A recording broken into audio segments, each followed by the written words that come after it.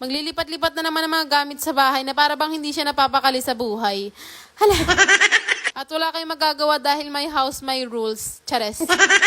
Akala nyo absent tayo sa mini vlog for today, mag-upload pa rin ang babae kahit alanganing oras na. Yes, tama yung nakikita nyo ate, maglilipat na naman tayo ng gamit dito sa bahay. Lately nga ay talagang nahihiligan kong bumili ng mga sandals at bag. Ito nga kasi mga lagayan ko ng sapatos dito sa kwarto, puro box na lang din naman yan. Kaya naisipan ko na nga nalinisin ngayon at bukalkalin ang lahat ng laman ng mga yan. I-organize ko nga lang sila para mas magandang tignan. Bala ko nga kasi napagtabihin na lang ng pwesto tong dalawa kong shoe organizer. Total nagkakaroon na rin naman sila ng mga laman. Dati talaga mga abubot lang nilalagay ko dito kasi wala naman kaming sapatos. Kaya heto nga paunti-unti nakakapundar na rin. Bala ko na nga rin na mag-kolekta ng mga sapatos at sandals namin. Para naman hindi puro shoe organizer lang yun nandito sa bahay. Ito ang mga Corolla shoes, sa akin yan lahat. And yes, pre-sample ko lang nakuha yan. At ang pinakamahal na sapatos dito is etong kay Mr. Saktong-sakto lang din siya dito sa pinakababa dahil nga malaki yung space. Ito namang sa mga bata, yung maayos lang yung nilagay ko dito. Kapag madumi, dun ka sa labas.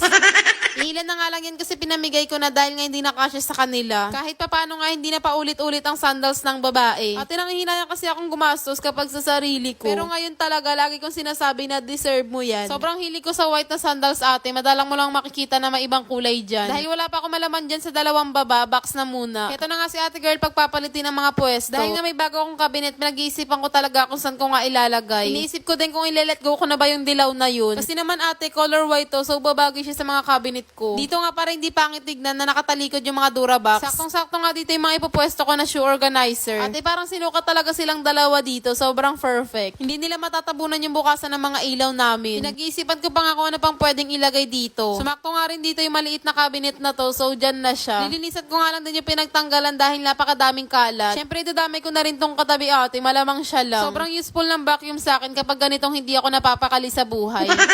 Ate, nakakatamad kasi magpawalis-walis. Ako pa naman, ayoko nang walang electric pan. Naguguluhan na nga rin ako sa mga nakalagay dito, kaya ayusin ko na rin sila. Bala ko nga na dito na lang ilagay yung mga grocery namin kapag nakapag-grocery na ulit. Kasi hindi dito makikita ng mga anakers ko, so hindi sila magugulo. Ate, ganyang kadami ang abubot ni Mami Kyla dito sa bahay. Pinag-iisipan ko talagang mabuting kung paano nga bang ayos ang gagawin. Bali sa unahan nga, nilagay ko na lang yung mga Uglow Babe products. Para hindi na rin sila pansinin dito sa bahay dahil nakatago na. Habang hindi pa ako nakapag-grocery, dito ko na muna nilagay yung iba. Malamang sa malamang ate, aalisin ko rin yung mga yan kapag nakapag-restock na ako. Sobrang ganda lang ng ganitong cabinet kasi natatago yung mga abubot nyo dyan sa bahay. By the way, dahil nga mag-aaral na si Erich, bumili na ako ng ganito at ilalabas na ang pangmalakasan ng mga tali na yan. Nung Pasko niya pa nga ito natanggap pero hindi ko tinatali sa kanila. Ang cute lang din itong organizer na nabili ko, nasa 50 plus pesos lang siya. Okay, next ate, itong bagong cabinet na nilagay ko dito. Karamihan nga ng mga nandito is yung mga pre-sample at abubot sa buhay. Naisip ko na nga lang na dito ilagay yung mga collection ko ng bag. Bago nga yun, isa-isa ko na nga muna pinagtatanggal yung mga laman. Kapag may dumadating kasi ako na parcel ate, binubuksan ko agad. Ito yung sinasabi ko sa inyo nung nakaraan na collection ko ng mga bag. Hindi ko na nga to sila nagagamit dahil madalas yung mga Boston 10 at Mosdom na. Pero syempre kahit hindi ko yung ginagamit, hindi ko kayang i-let go yan ate. Heto na nga ulit at maayos na ang bahay. Wala nga kami mapaglagyan ng slide ng mga bata kaya andyan yan siya. Ibebenta ko na nga lang yung dilaw na cabinet para naman mabawas-bawasan dito. At kung bet mo rin, chat mo lang ako ate, pag-usapan natin yung presyo.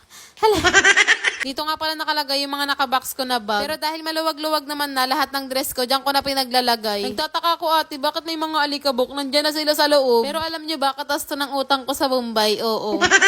Ganitong Durabox lang yung pangarap ko dati ate, pero dahil hindi afford, utangin natin yan. Malinis na nga ang bahay kaya masarap na ulit magpahinga. O siya, ay na lang muna for today's video mga beb, sobrang haba ng vlog na to. At gusto mo rin pumaldo kagaya nito, ilalagay ko sa comment section yung link. Hey guys, may bago ko pinagkakalibangan na laro at eto nga yung PHL Best. At kapag nakapag-register at cash in na kayo, eto yung lalabas na laro at etong pinaka-favorite kong laro is itong Super Ace. Ganyan na siya, be. At ang technique lang dyan, nagbabay bonus ako dyan, and then ayan, scatter na agad dyan siya. Ganun lang kadali. Yan, may 10 spin na agad tayo dyan. Paalala lang, bawal sa mga bata, laruin lang kapag may extrang pera.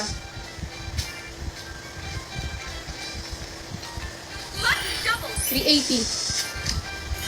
880 B. 6,000. 1,600. 600. 200. Ate, walang eme dito ha. Tignan nyo naman. Kitang-kita nyo. Walang cut-cut yan. 320. 240. 480.